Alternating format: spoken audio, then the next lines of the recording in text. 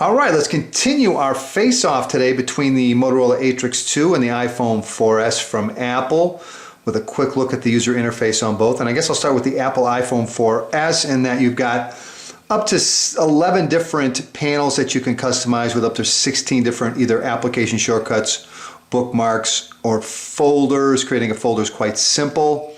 Let's create a camera folder. We'll take photos here, hold down on it, drag it up over the camera, put it on top, and we've created a photography folder. Push down, and there's our photography folder. Tapping on it will open it up. To undo it, simply drag out the elements that are in it and put that right on top of there, and there we go. We've got our folder taken apart. Just that simple.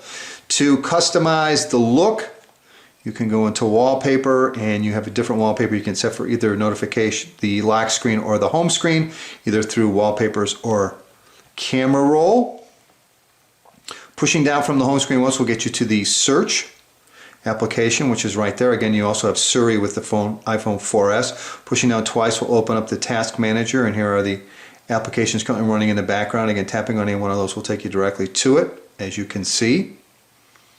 And then also you've got your notification system up at the top. By dragging down, you've got weather, very similar to how Android operates. You've got your weather. You've got New York Times selected. You can also see I have different stocks here. Going into settings under notifications, and it will give you a list of the different applications that you can have set up with notifications. And as you add applications, you'll notice notifications come in.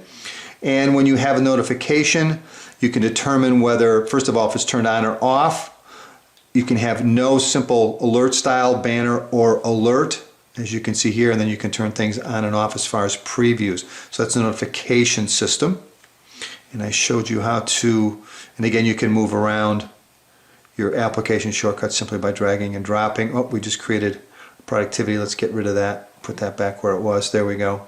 Dragging and dropping to move around, which is quite easy, and you can move to the next panel as well. All right, so there's the iPhone 4S. On the Atrix 2, you're going to get 5 different panels that you can customize with either Android or Motorola widgets, Motorola widgets, easy for me to say, along with application shortcuts, bookmarks, folders, and contact information. I'll show you how to get to the widget. Oh, I didn't want that. Let's go back. Try that one more time. Holding down, bring up your widget menu, and here's the widget menu. There are a few things I've added already. Fancy widgets, which you can see there, did not come with it. Semi clock didn't come with it. Other than that, I think those are all your typical widgets that you can add, and simply selecting one will put it on, and again, you can move them around on the screen, and you can also resize them, as you can see there, and tap on it. So that's how you add it to the display.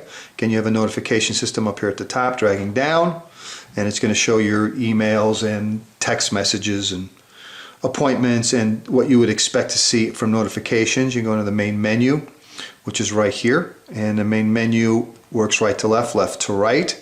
It doesn't go 360 degrees, which is kind of a shortcoming. You've got up here all apps. You can tap to set it up to go to recent apps. Oop. You can set it to go to downloaded apps, and also the apps you get from AT&T. Or create a new group. You also have a shortcut to the App Store or the Android market, which is great. You can also sort by group as well under settings in your applications. Holding down on the home screen will open up your task manager, which in this particular case on the Motorola Atrix 2 will just open up your recent apps. From the home screen, tapping on the home icon again or shortcut key will give you an overview of all 5 of them. You can go to any one, and I think you can pinch to get back. No, you can't. I take that back. But you can use it as your shortcut. There you go.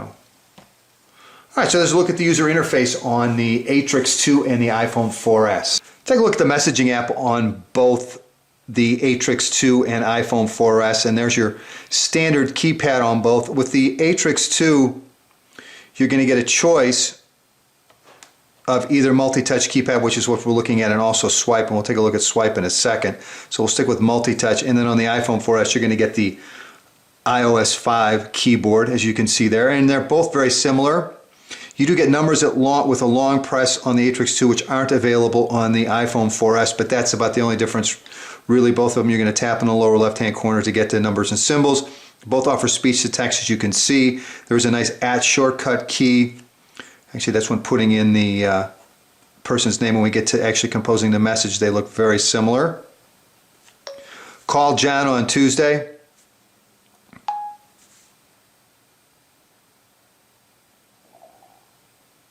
Call John on Tuesday. All right, no problem, although we didn't get capitalization on John or on Tuesday. We're still waiting. For some reason, the iPhone's having a horrible time connecting with the network today, and you can see it actually didn't even get that. Obviously, it does work, but it doesn't seem to be working at the moment.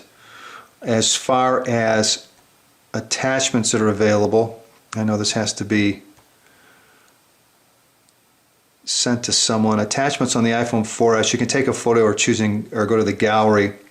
On the Atrix 2, you have again the camera or gallery for both still pictures, video, audio, slideshow, location, and name cards. So quite a bit more is available as far as attachments. And let's take a look at both keyboards. Landscape, and the Atrix 2 has some, I've typed on it, very, very nice keyboard and landscape. Big keys, easy to hit. Of course, you've got a much larger display, but really like the keypad on the Atrix 2. And again, most everybody's favorite is the keypad on the iPhone 4S. So let's look at messaging. All right, last but not least, let's do our little browser comparison between the Atrix 2 and iPhone 4S and wrap this up for our AT&T face-off. Kind of both running off the same Wi-Fi network. The cache and history is cleared on both. It looks as if the iPhone 4S is a much stronger Wi-Fi signal, but it's coming from the other room, so it's equal for both. So let's kick this off with Engadget, and we're off. And it definitely, and now I have the flash disabled on the Atrix 2 so that they're running pretty much on level ground. It looks like it's going to be the iPhone, no, I think it was the Atrix. Hard for me to tell, very, very close. I was looking at the iPhone 4S because I thought it was going to finish, and when it finished I looked in the Atrix, so I think was already done. As you can see, the Atrix is a little sticky at the very top, but for the most part it's quite smooth. Double tap to zoom in. One thing that's very nice QHD display. You can pinch, double tap, and it will automatically rewrap the text to fit the display, something the iPhone 4S doesn't offer, which is too bad. Again, very sensitive, very smooth. Double tap to zoom out. Double tap all the way out. No rendering issues. Works quite well. iPhone 4S, again, quite smooth. Again, you can double tap to zoom in, but that's your zoom level. You can pinch to zoom, obviously, but double tapping, it's not going to rewrap the text in a larger format unless you put the phone in landscape. But again, very smooth. Pinch to zoom, very sensitive. All right. Let's head over to, for some reason it doesn't want to zoom back out, but I'm sure it will. Let's head over to Smartphone Envy on both. There it is, and we're off. Again, I'm hoping, since I cleared the cache and history on both, they both go to the mobile site. Yep, there's one. Atrix 2 is screaming. It has been up to this point. Here comes the iPhone 4S. Yeah, they're both going to go to the mobile site, which is great. iPhone 4S was our winner of the mobile site. What that is, let's scroll down to the bottom here. See, they're both quite smooth. And then let's head on over to the full site. And then it looks like it's going to be the iPhone 4S. So here comes the Atrix 2. Wow. Atrix 2, iPhone 4S. Neck and neck. Who's going to take it? Looks like it's the iPhone 4S all the way. Atrix 2 seems to be hung up on something. I don't know if it's trying to... Oh, there it comes. Getting Henny trying to watch both of them at the same time. Atrix 2. Again, a little sticky when you first start it up, which is something you don't see. Okay, iPhone 4S just finished. Atrix 2 is definitely quicker. I ran it up against the AT&T Galaxy S2 yesterday too, and it also downloaded quicker.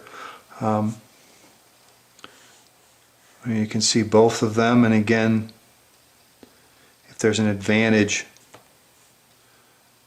to the Atrix 2, it's the fact that you can simply do that to enlarge the text, which you can't do on the iPhone 4S. Double tap to zoom all the way out. Again, both of them are very, very smooth. As you can see, very light touch to move either one of them. I guess the only advantage in my mind would be to the Atrix 2, simply because well, first of all, it was quicker, but secondly, you've got a larger display with a resolution that's quite similar, and then the ability to simply do that, making the user experience probably a little bit better on the Atrix 2 than the iPhone 4S. Anyway, that's a personal opinion. Sorry I threw that in there. I know that's not my role. Anyway, that's a look at the browsers on both. This is Craig for Smartphone Envy. I hope this has been helpful. Take care.